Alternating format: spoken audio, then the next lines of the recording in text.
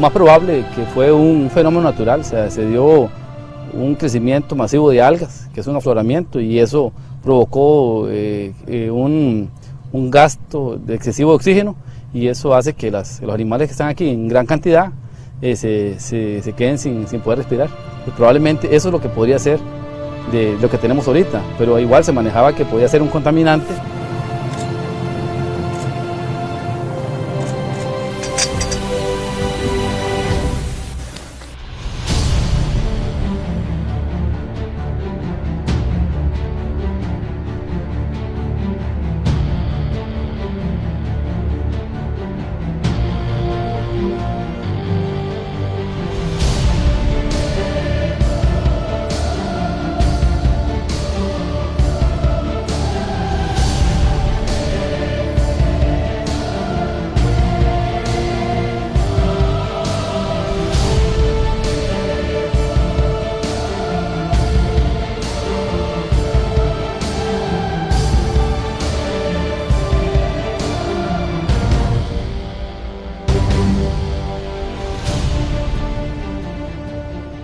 We've been up pretty much all night since we got evacuated and keeping an eye on it.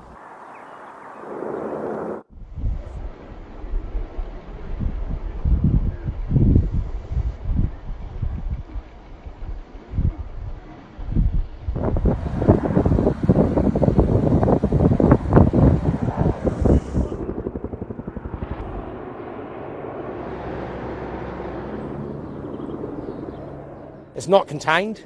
It's running. I wouldn't say it's out of control because we do have resources working on it, but it is heavy material, and once it gets burning, it is hard to stop. It's been called the greatest threat to the planet, but climate change in the US is a deeply political issue. When the Centre for Disease Control and Prevention quietly and without explanation cancelled a conference on climate health, it left many in the scientific community disappointed. But former Vice President Al Gore helped organise a new summit reflecting a determination to address issues he and many others see as crucial. I just want to note that we do have the solutions at hand. It is hard to focus on some of these horrific consequences of the climate crisis on health, but hope is justified. One of the more immediate challenges for environmentalists is the Trump administration's appointments of key figures like Scott Pruitt. I'm asking your personal opinion. My personal opinion is immaterial. The former Attorney General of Oklahoma is likely to head up the Environmental Protection Agency, but remains skeptical that human activity causes climate change. Despite the challenges, though, many remain optimistic that globally climate change is and will be tackled. Worldwide, governments are taking this issue seriously, so we will get on top of this. We will tackle it. The market and popular culture are moving in this direction. CNN reports that there is currently less ice surrounding the Antarctic continent today than at any point in time since recording began in 1979. Mark Serez, the director of the National Snow and Ice Data Center, said, "As of Tuesday, it looks like we hit a new record low in the satellite era." The rapid decline from record high extents of sea ice to the current low record shows a dramatic shift in climate changes. According to research scientist Walter Meyer, he says that the current low record in sea ice is too soon to call it a very credible evidence for global warming. NASA says that last month was the third warmest January on record, and 2016 was the warmest year. Well, tonight in our Climate Diaries, Mark Phillips sees the change at the bottom of the Earth. The U.S. Antarctic Research Base at Palmer Station has been clinging to this rocky shore since the 1960s. Here because these guys are here, the Adelie species of penguin that has nested nearby in their tens of thousands. These are the penguins that were the model for the movie Happy Feet. They're apparently not so happy anymore. We're counting the penguins every year. They call Sean Farry the Birdman here. Lately, he's had a lot fewer birds to count.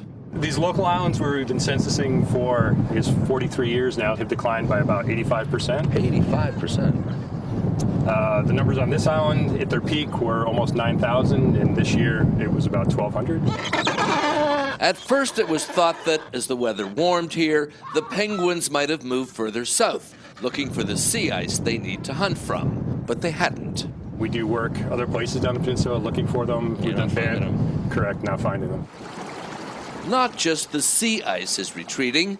There's a spectacular glacier next to the base that gets less spectacular every year. They keep a photo showing how it retreated from 1975 to 2013. Then, a funny thing happened. Quickly. Normally in places like this, you talk about things moving at glacial speed, taking their time. Not here. Here they know exactly when that glacier split off from this place. March 14th, 2014. This became Dietrich Island. And they've got photos as well of the moment the island emerged when the glacier connecting it to the mainland collapsed, along with the population of penguins. We've learned a Waikiki hotel is under investigation by the health department. Investigators say the hotel was illegally pumping bacteria-filled water into the ocean. Officials say this was happening at the Moana Surfrider Hotel. We first heard about this from a viewer who sent us a tip through the reported feature on our website. So we brought it to the attention of the health department, who says they received the same information and started investigating. Alexander Zanes is getting answers. Alexander? Yeah, Joe, that's right. We've been looking into this since yesterday after health officials warned of high bacteria levels in the water fronting the Moana Surfrider Hotel. Officials tell me that they don't know what caused the bacteria level to rise.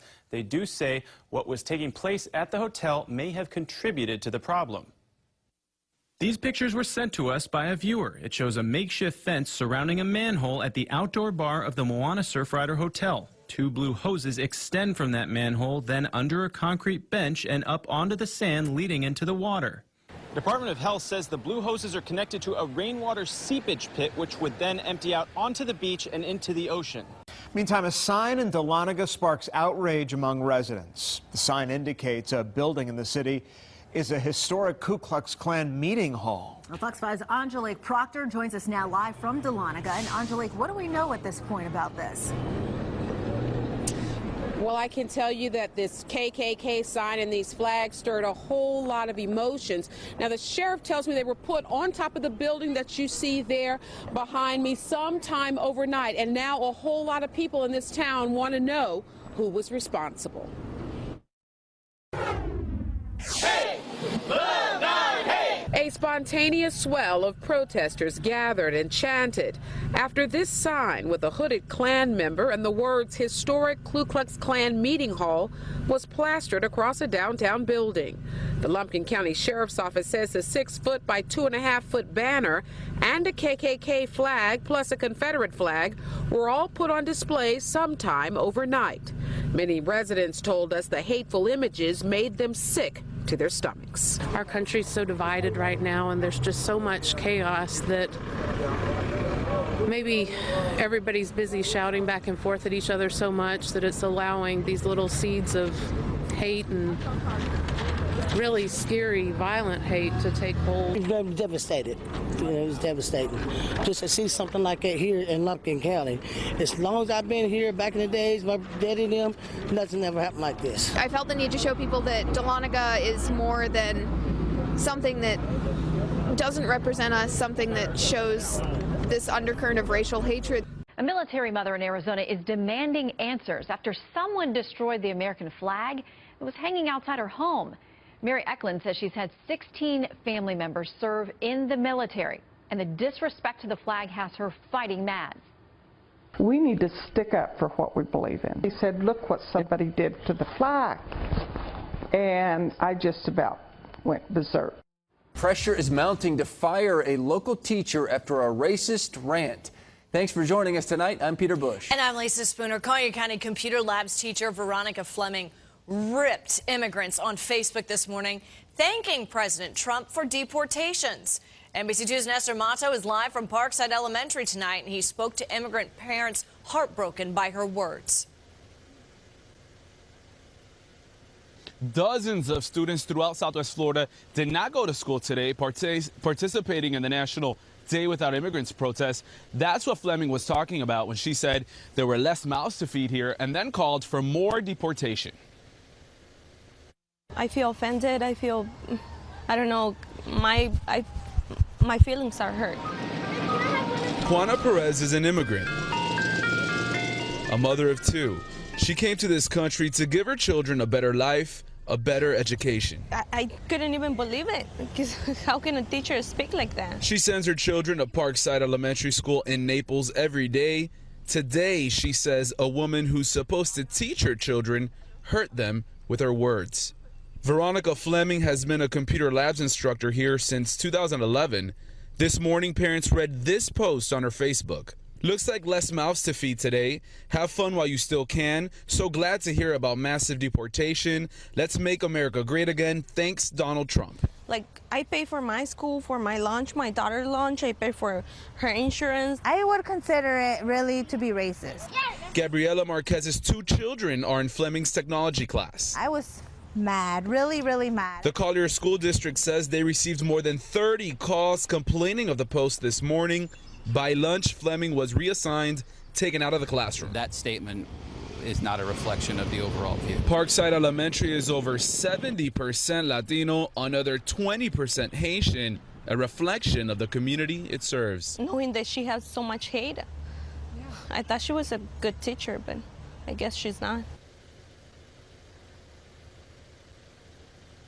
I tried to reach out to Fleming's. I did not get an answer. Now, the district says they're investigating, and pending the results, they'll decide her future with the school. There's already an online petition, over 1,600 supporters asking for Fleming to be fired. Russian spy ship is now reportedly parked in international waters. It's about 30 miles from a submarine base in Connecticut, but even closer to Montauk Point. While there's no indication the ship poses a direct threat to the U.S., lawmakers want to know what it's doing there. They sure do. Long Island reporter Kristen Thorne is live with reaction. Kristen?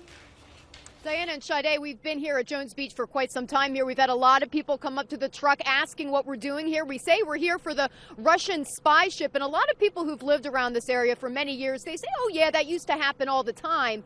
But many, many years ago, this is a picture of the ship. It's designed to intercept intelligence. It has tons of antennas on top of it. It is now off the coast of Long Island, but it is not in U.S. territorial waters. Officials think its purpose is to intercept intelligence coming from the U.S. Navy submarine base in Groton, Connecticut. It's about 30 miles southeast of that base right now, and it's pretty much standing still at this point. Officials are calling it loitering, which is apparently common for a spy ship to do. We spoke with Connecticut Congressman Joe Courtney. He represents the district where that submarine base is. He says he spoke with the commander of the base and everything is under control.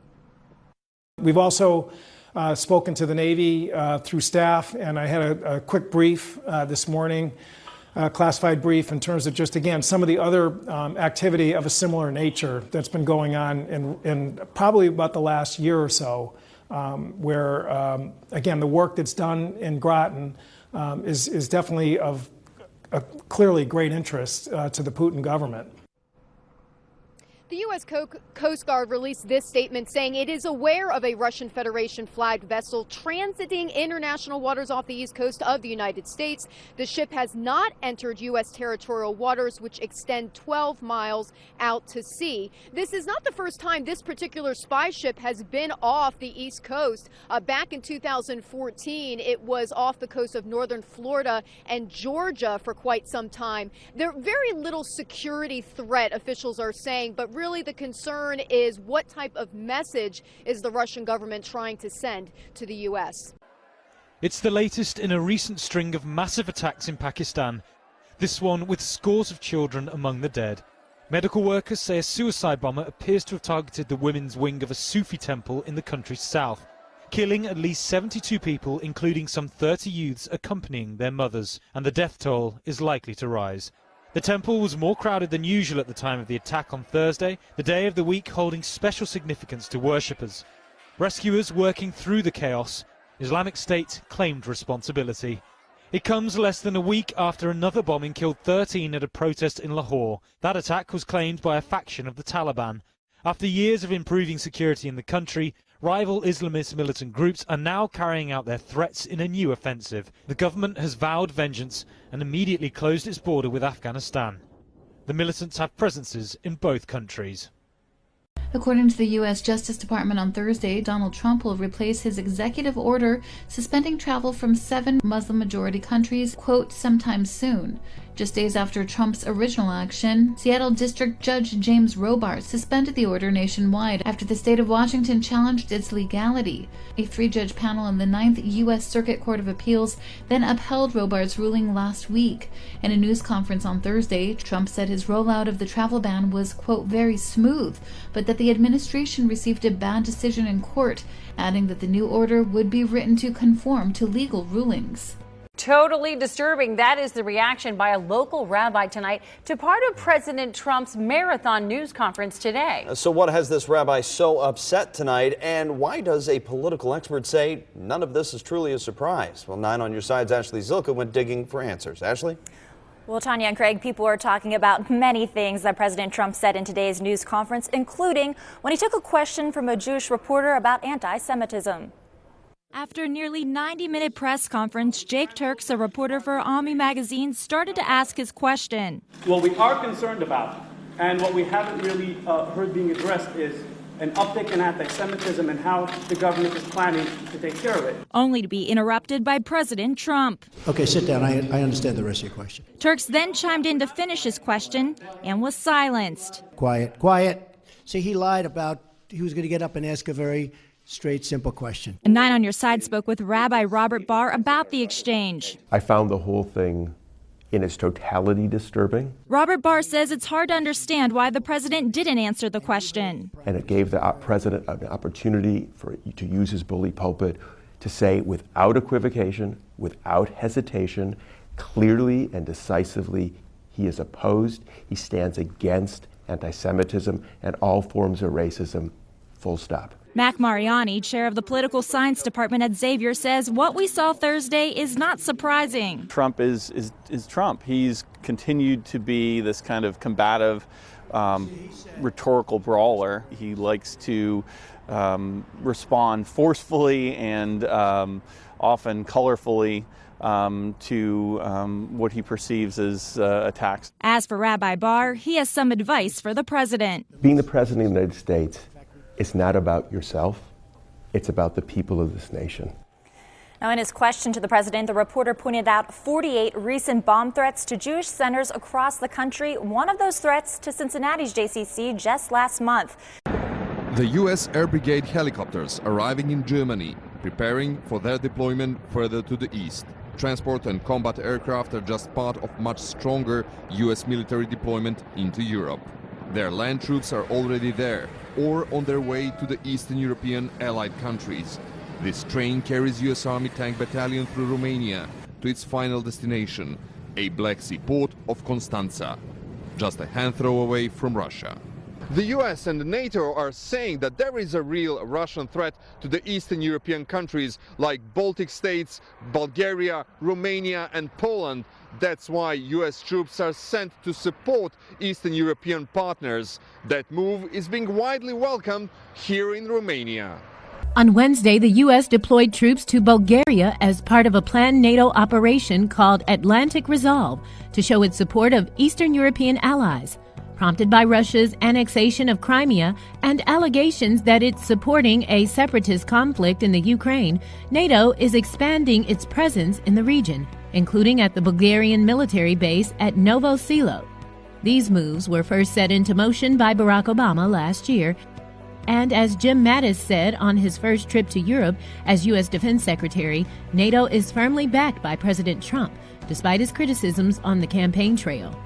The U.S. Army will rotate its support of NATO's eastern flank through several countries, including Bulgaria, Estonia, Latvia, Lithuania, and Romania.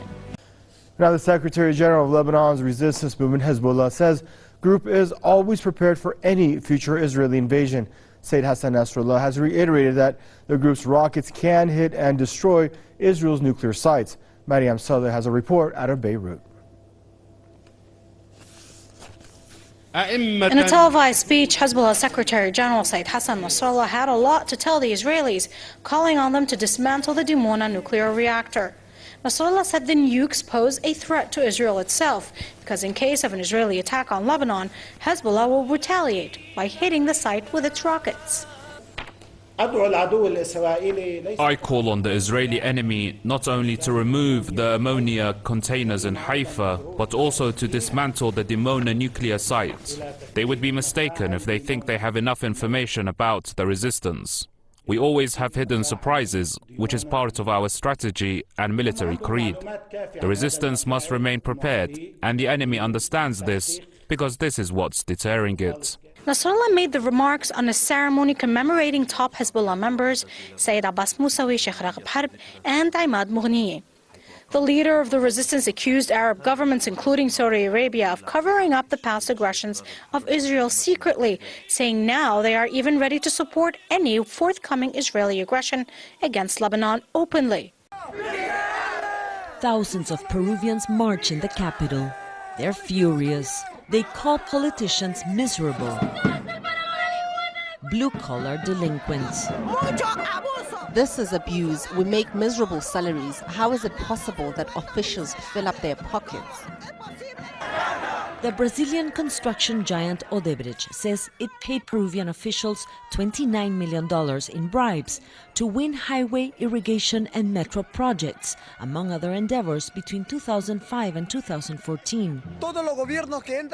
Every incoming government looks for power only to rob the people's wealth. These protesters say they are shocked by the level of corruption. 3 former presidents, 8 former ministers and other officials implicated or suspected of having illegally dealt with Brazilian construction companies. The scandal forced the cancellation of a $5 billion natural gas pipeline that alone slowed Peru's economic growth by 1 percentage point. These protesters say they've lost their trust in government officials and they're demanding the judiciary to prosecute all involved in the corruption scandal. On Thursday, former President Alan Garcia testified in a parallel investigation in Peru. 4 people have been jailed, including 2 officials and a vice minister from his government. But Garcia says he's not afraid. No one can say there wasn't corruption. Corrupt people always filter into governments and take advantage of situations. The government issued an international arrest warrant for former President Alejandro Toledo for peddling and money laundering. Odebrecht says it paid him $20 million in bribes. Toledo denies wrongdoing. And now former President Ollanta Humala is to testify on Friday. President Pedro Pablo Kuczynski said he signed executive measures to bar corrupt officials and companies from working for the government. But even Kuczynski will be called to testify. A recent opinion poll says 80% of Peruvians say all politicians are corrupt. Protesters here say they're still shocked, though, at the way crime in office continues to pay.